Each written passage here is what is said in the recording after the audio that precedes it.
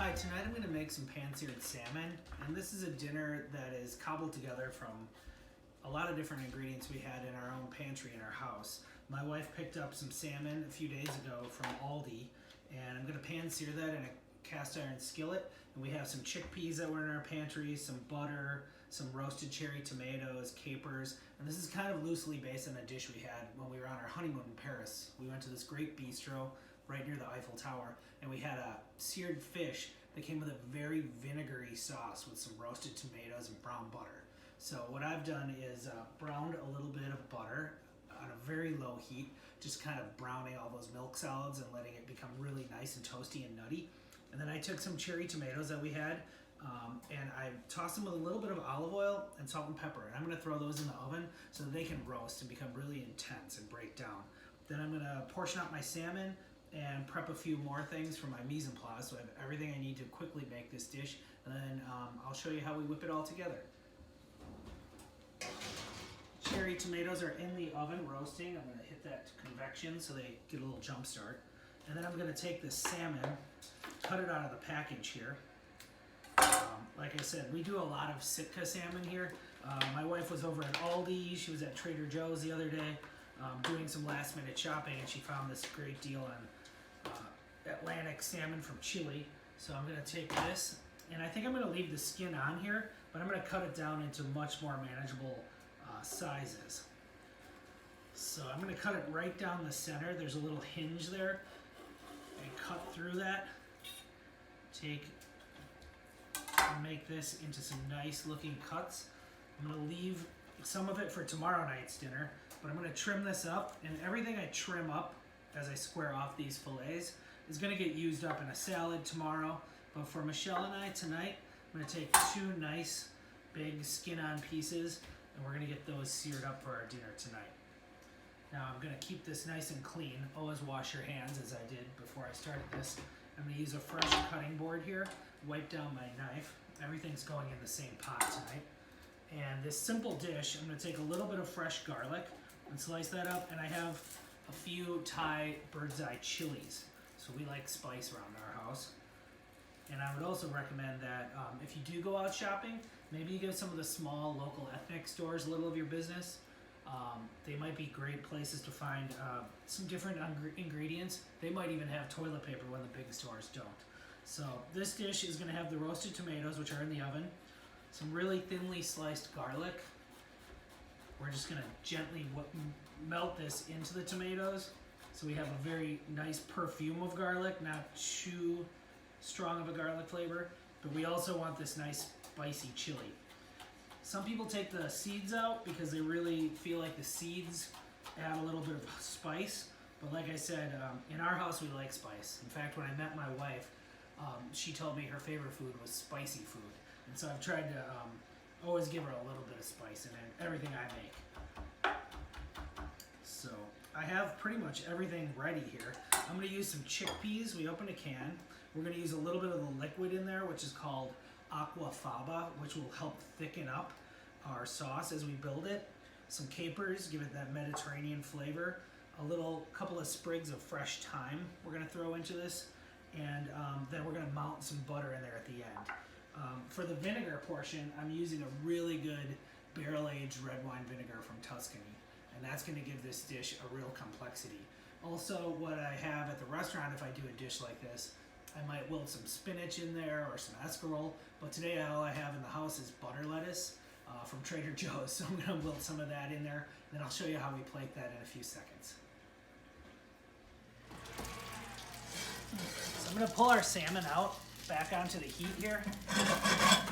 We're getting a nice crispy skin. We're going to check that out. I can see that it's firming up a little bit, but not too much.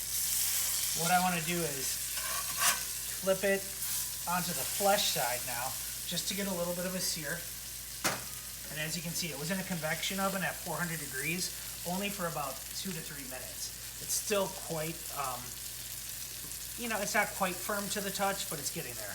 So we're going to get a little color that's developing a little bit of a sear, which is visually appealing, but also adds a little bit of flavor to the fish. We're going to let it go for about a minute. Then I'm going to take it, let it rest in our serving plates, while I build the sauce right here in the same pan, kind of building on the foundation and getting all the flavors left behind in the pan from the searing of the salmon. Nice. We're getting close. Again, I would say we're about a minute away from being ready to rest this fish. The cherry tomatoes are roasted. They're going to go in here. The brown butter has been browned really slowly, and then it's been strained. So it's very nutty, very rich, very deep in flavor. Again, we're going to thicken it up with the chickpeas and the capers, and we'll hit it with that vinegar, which is really going to make this whole dish sing. So let's check our sear on the flesh side. That's beautiful. Give it just a second, and then we still feel like we're about medium. And of course, this salmon could be eaten raw, so it's not a big deal to have it a little bit undercooked. I'd much rather go a little under than a little bit over. Now I'm going to move this into our serving dishes. And then we're going to come back and build a sauce.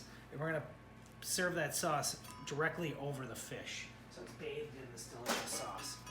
So back here on our pan, we have all of these cherry tomatoes that we roasted. I'm going to put these into the pan. We're going to kind of crush them up. They're going to build the sauce.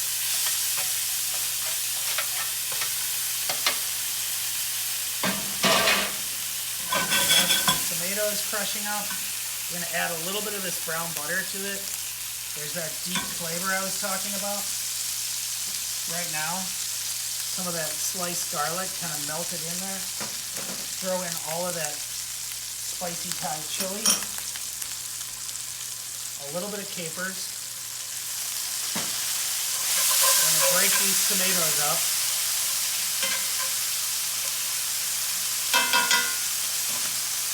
And we've got our chickpeas. It's going to add a little bit of body to the dish, a little bit of substance.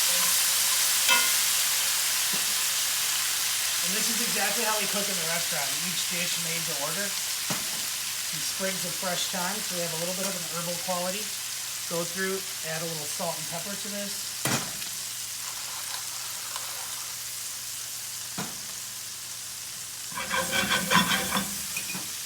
So stir all this in.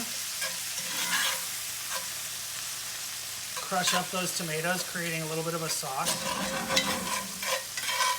Going to thicken up beautifully. Now we're going to hit it with that really nice vinegar that's going to perfume the whole dish, and a generous amount of it. Put this down just for a minute. Then we're going to wilt those greens in there, and we're going to finish it with some good Wisconsin butter. Again, all stuff that we had in our refrigerator. Stir that in. Raise my heat up here so this can finish.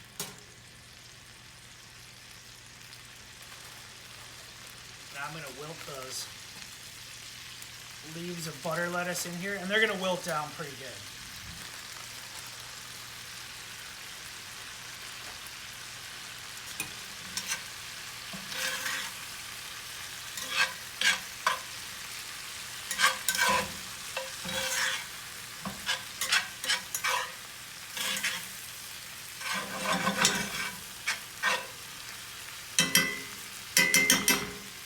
Got our sprigs of thyme here. I'm going to pull those out.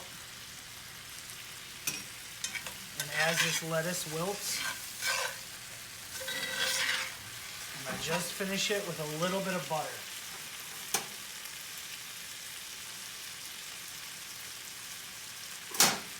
I'm going to just drop some fresh, cold Wisconsin butter into the pan here. I'm going to break it up a little bit with my hands.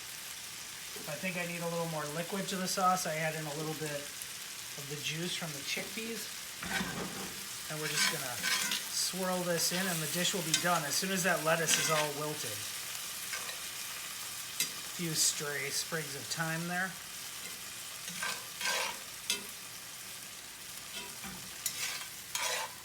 And we're creating just a really luscious little sauce that's just coating the back of the spoon here. I'm going to take it off the heat and say that we're done. Now we're going to take it over to our fish. We're going to dress the fish with a little bit of this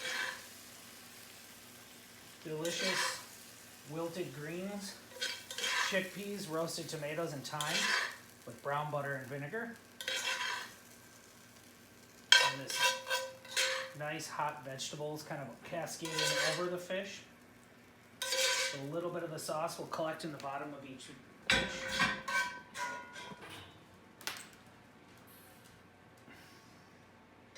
I'm going to come in, wipe each dish just on the edge, and then, courtesy of my good friend and great Lombardino's guest, Terry and Deborah Hart, I have some great Tuscan olive oil from Pornonino, and just drizzle a little oil over the top.